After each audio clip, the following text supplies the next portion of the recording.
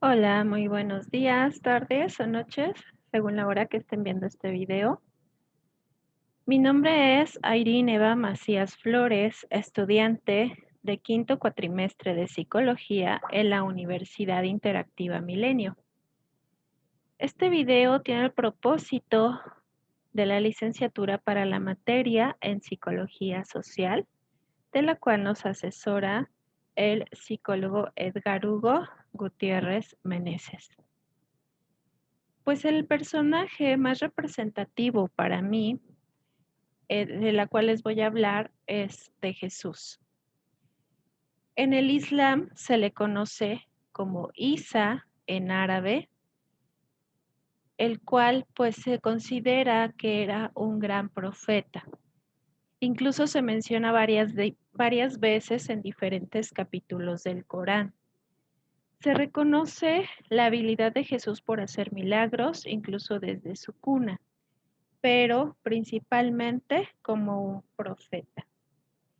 A pesar de diferentes orígenes de los milagros que hacía, que si solamente era un profeta o que si era el Hijo de Dios, la influencia que tiene en la historia de la humanidad, de las religiones, de la fe de muchas personas, marca la gran representación que es para muchas áreas espirituales en diferentes culturas.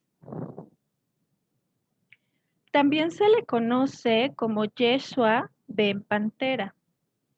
En el hinduismo se le reconoce como Isha, que en Vaisnava quiere decir avatar, significa aquel que desciende. Con los judíos, Jesús es percibido como un rabino y no como un mesías, lo cual esto lo comenta Marcelo Polakov, que es presidente de de la Asamblea Rabínica Latinoamericana. Y bueno, pues te quiero compartir que en el momento de mi vida en que llega la fe católica, fue emocionalmente y psicológicamente lo que me pudo mantener de pie y de cierta forma cuerda para mantenerme funcional y estable. Fue donde pude conectarme y encuentro un refugio para estar conmigo misma y tener un poco de luz en medio de esa oscuridad que estaba viviendo. Incluso la fe y la esperanza, al depositar en algo que yo percibía más grande que yo misma, me permitió salir del círculo de la victimez y de la violencia que estaba viviendo en ese momento. Para mí, en mi vida, Jesús llega a ser mi guía, un ejemplo, un apoyo, incluso lo consideré mi esposo cuando mi esposo en ese momento pierde la vida.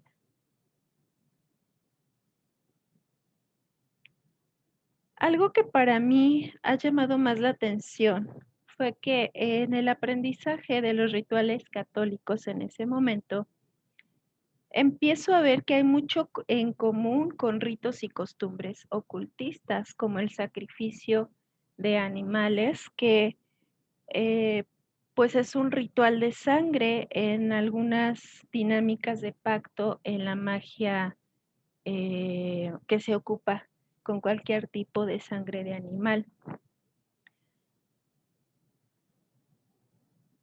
Otro ejemplo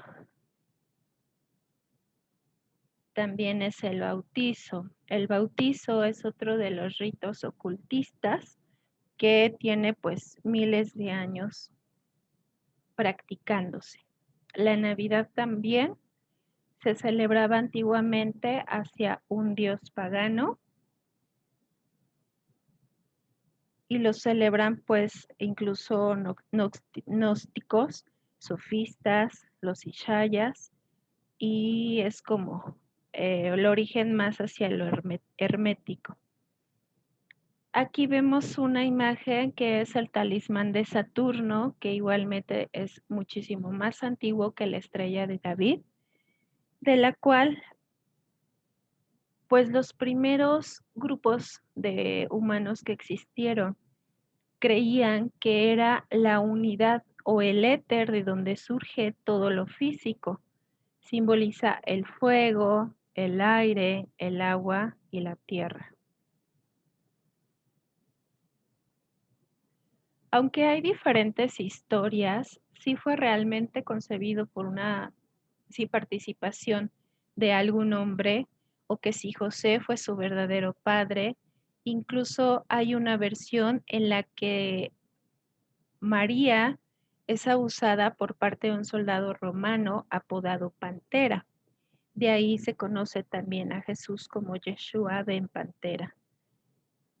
Bueno, la realidad es que quien se encarga de la crianza de Jesús desde su nacimiento es José. Y se supone que José lo envía para que tenga educación a la India, a 5 kilómetros de donde están en Nazaret. Lo envía a Nalanda, que está ubicado en Bihar, en la India. Ahí, en 2 años, él ya enseñaba cosas para el bien de la humanidad, igualmente que sorprendió a los 12 años a los sabios en el templo del Sanedrín. La última escritura que hay de Jesús en lo que es la Biblia, en cualquier religión cristiana, es en Lucas 2:46, en el cual su relato bíblico es el último antes de su predicación pública. Algunos rastros de sus viajes comenta, por ejemplo, William Blake, que Jesús va hacia Inglaterra en el siglo I. Notovich afirma que hay manuscritos hablando de Jesús en el Himalaya. Se cree que ahí estuvo practicando con los budistas. En la religión druida en Inglaterra también se cree que hubo un vínculo con José de Arimatea. No se sabe si era o no su familiar, pero ahí aprende Jesús sobre los esenios. En los escritos de Nag Hammadi, que son descubiertos en Egipto, se habla sobre Jesús y alguna información que ocultaba a sus discípulos.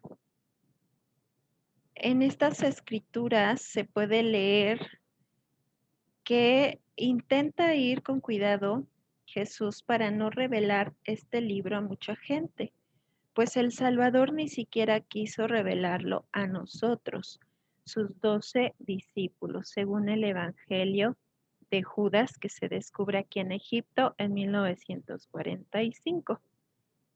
También en este Evangelio comenta Judas que Jesús se ríe de sus discípulos cuando hacen oración, no burlándose de ellos, sino lo hace porque los discípulos no están haciendo su propia voluntad, sino lo hacen para alabar a su Dios. Y aquí les comparte Jesús que un hombre no se salva por la fe o por sus buenas obras, sino por el conocimiento de la verdad, y les comparte principios gnósticos, por ejemplo, como el cuerpo material, que no es nuestra casa, sino que tenemos que ser libres de esa jaula material para poder regresar y ser libres y regresar al origen. Y hay muchos escritos donde también podemos ver, incluso en la Biblia, en la que Jesús sí se enoja y corre a los vendedores que están afuera del templo.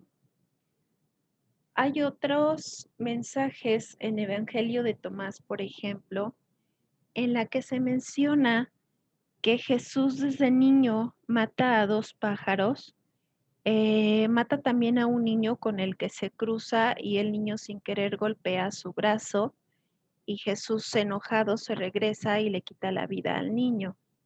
Este es el link donde pueden encontrar más a detalle esa parte de Jesús en la que no se habla.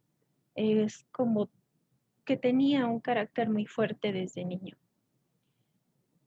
Lo que sí quiero destacar de estos escritos es que Jesús no predicó religión alguna. Practicó el budismo, la alquimia sexual, tenía conocimientos profundos de cábala, del ocultismo, del esoterismo y de magia y misticismo.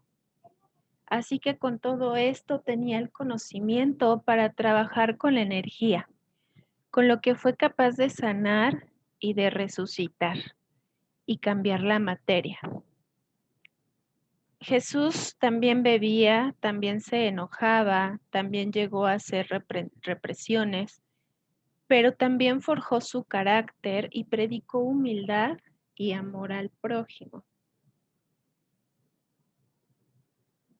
También con los esenios y los druidas se sabe que aprende toda esta parte que viene también en la Torá de una vida sencilla, del amor, del respeto a la naturaleza.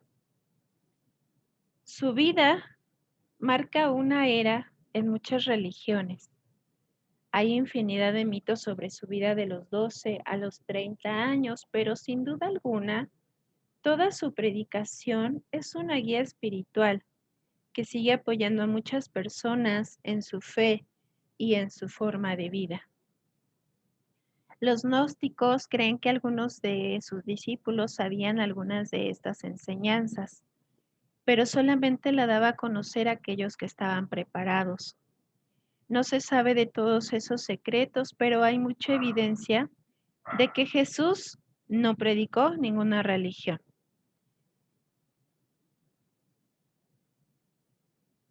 Y bueno, pues hasta aquí comparto todo lo que a grandes rasgos básico Jesús en mi vida es una de las imágenes que sí impacta mi forma de vida, impacta mi cambio de actitud a muchas cosas. Y bueno, pues les comparto un poco de la bibliografía, además de muchísimos otros orígenes en los que podemos seguir encontrando algo de la historia de Jesús. Ya sea Jesús o Yeshua ben Pantera, marca un antes y un después incluso en nuestra época. Nuestros años también se miden como antes de Cristo y después de Cristo. Pues eso es todo. Muchísimas gracias. Que tengan un excelente y bendecido inicio de mes.